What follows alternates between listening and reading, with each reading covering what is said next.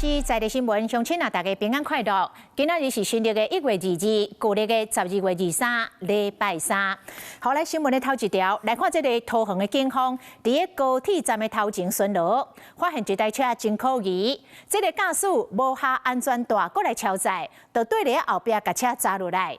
结果车顶的乘客有4、5个，看办事唔对，竟然是开门跳车绕跑。警察马上压制抓人。这个查，原来这5个拢是失联的外籍移工。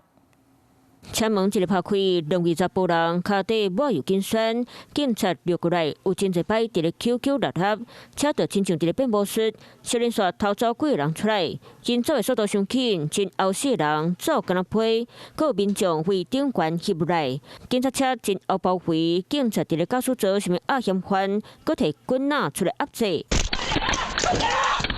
场面乱吵吵，警察直直咧大声喊话，其中一个人知影吵是嘛恶批，就乖乖听话。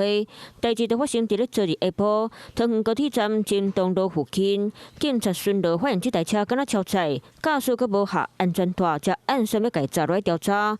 驾驶发现随关车窗，警察发觉无对当，随偷偷对伫咧后壁，发现竟是高飞外籍失联移工，其中一人佫有同一个身份。我当初听到在哨所听到声音，我也是吵架，然后我出来看，怎么是警察在抓人？声音介大声，附近的民众拢撞出来看。警察沿路了500公尺，伫咧站前东路含青松路口，成功甲车砸落来。抓人的过程是紧张佮刺激，经过查证，会交予地检署侦办。全案依法移请台湾桃园地方检察署及内政部移民署桃园专勤队侦办。过年伫要到灯会，佮一摆回到桃园举办，这边警察伫咧会场宣传嘴，意外掠到当伫咧逃走的嫌犯。